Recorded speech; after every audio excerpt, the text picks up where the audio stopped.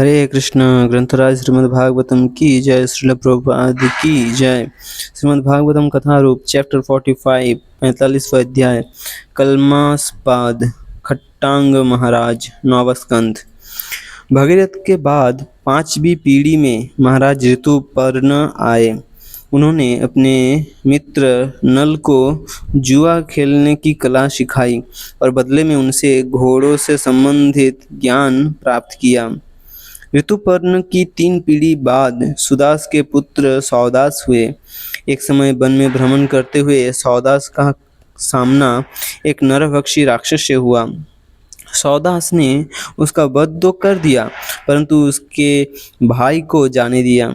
उस राक्षस ने अपने भाई की हत्या का प्रतिशोध लेने का निश्चय किया और सौदास के महल में रसोइया बन गया। एक दिन राजा ने अपने कुलगुरु वशिष्ठ को भोजन पर आमंत्रित किया। वो रसोइया इसी अवसर की ताक में था। उसने नर मांस पकाया और वशिष्ठ को परोस दिया। अपनी योग शक्ति के प्रभाव से वशिष्ठ जान गए कि भोजन में नरमांस है और खाने योग्य नहीं है। अत्यंत क्रोधित होकर उन्होंने सौदास को राक्षस बनने का शाप दे दिया। परंतु जब वशिष्ठ को पता चला कि इस पूरी घटना में सौदास पूरी तरह निरपराधी था और ये सब उस राक्षस रसोइये की करनी थी, वे बहुत पश्चाताप करने लगे। निष्पाप राजा को शाप देने का प्रायश्चित्त करने के लिए उन्होंने 12 वर्ष तक घोर तपस्या की। जैसे ही वशिष्ठ ने सौदास को शाप दिया, क्रोधित होकर सौदास ने आचमन किया और शाप मंत्र का उच्चारण करके वशिष्ठ को शाप देने के लिए तैयार हो गए। तभी उनकी पत्नी दमयंती ने, जो मदयंती के नाम से भी जानी जाती है, अपने पति को वैसा करने से रोक दिया। तत्पश्चात महाराज सौदास का स्वभाव और व्यवहार एक राक्षस जैसा हो गया। उनके पैरों पर एक काला चिन्ह उभर आया। इसके कारण उनका नाम पड़ा कलमास्पाद।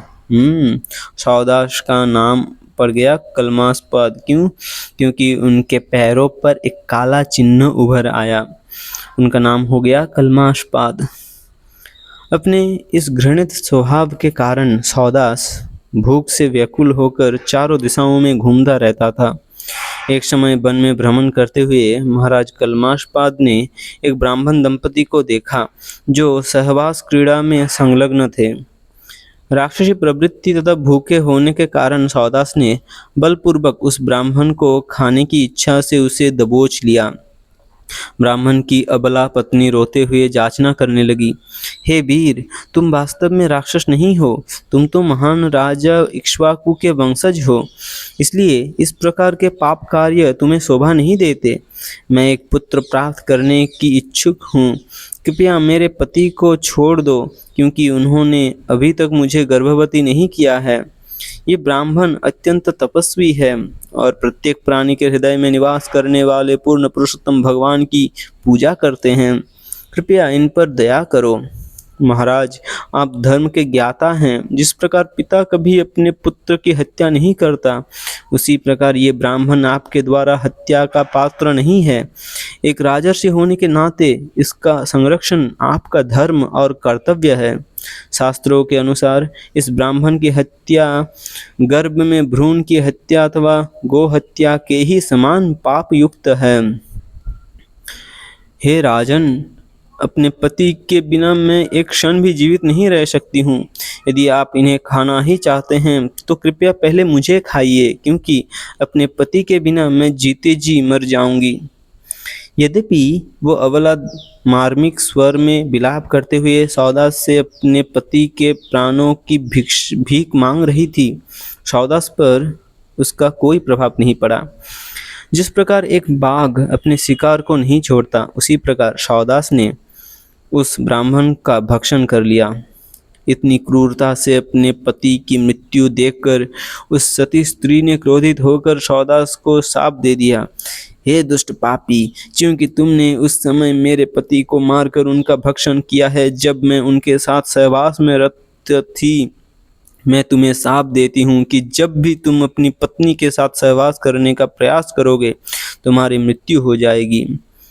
ये कहकर उस ब्राह्मण पत्नी ने चिता तैयार की और अपने पति के बचे खुचे शरीर को अग्नि में रखकर स्वयं भी उसमें प्रवेश कर गई। अंततः 12 वर्ष पश्चात महाराज सौदास वशिष्ठ ऋषि के शाप से मुक्त हो गए।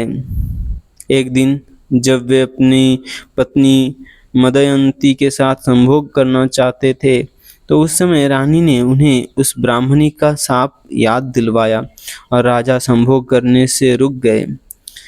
इन परिस्थितियों को देखते हुए महाराज सौदास के मन से स्त्री सुख प्राप्त करने की सारी इच्छाएं समाप्त हो गई। फलस्वरूप वे निसंतान रह आए। कुछ समय पश्चात महाराज सौदास की अनुमति से मदयंती के गर्भ से पुत्र उत्पन्न करने के लिए वशिष्ठ को बुलवाया गया।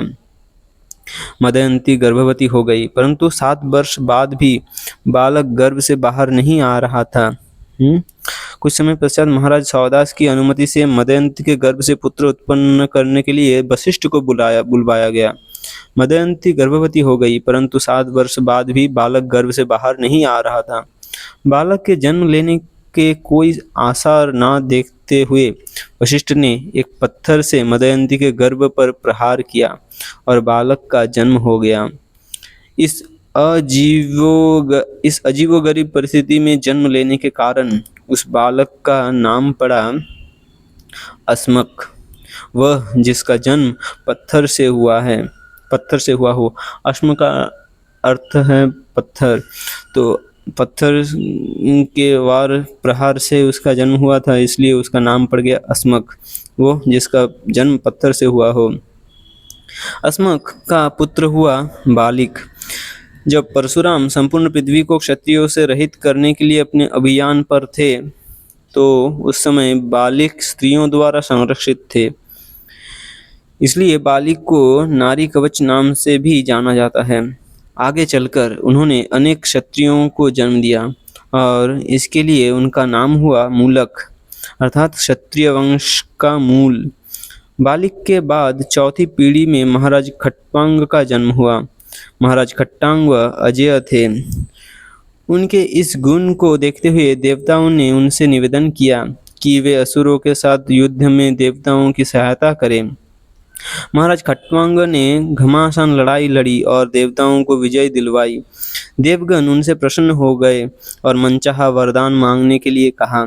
सबसे पहले महाराज खट्टांग ने देवताओं से निवेदन किया कि वे उनकी शेष आयु कितनी बची है ये बताएं।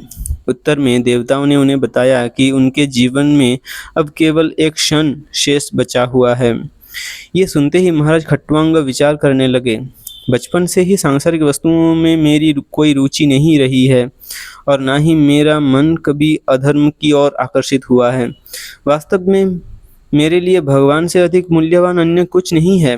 ये देवता मुझे वरदान देना चाहते हैं, परंतु मुझे इनसे कोई भौतिक वस्तु अथवा सुविधा नहीं चाहिए। भगवान की भक्ति एवं उनकी सेवा के अतिरिक्त इस संसार में मेरा अन्य किसी से कोई सरोकार नहीं है। हरि बोल, यही भक्त का लक्षण होना चाहिए। भगवान की भक्ति एवं उनकी सेवा के अतिरिक्त इस संसार में मेरा अन्य किसी से कोई सरोकार नहीं है। यद्यपि ये देवगण इन उच्च लोकों में रहते हैं और इनके पास अनेक सुविधाएं हैं, परंतु फिर भी इनके मन, इंद्रियां और बुद्धि सदैव भौतिक सुख दुख से विचलित रहती है और इसलिए वे अपने हृदय में निवास करने वाले भगवान को समझने में विफल रहते हैं। अपने जीवन के इस निर्णायक मोड़ पर मुझे चाहिए कि मैं भगवान की माया से उत्पन्न वस्तुओं के प्रति अपनी आसक्ति त्याग दूं और पूर्ण रूपेण भगवान का आश्रय लूं।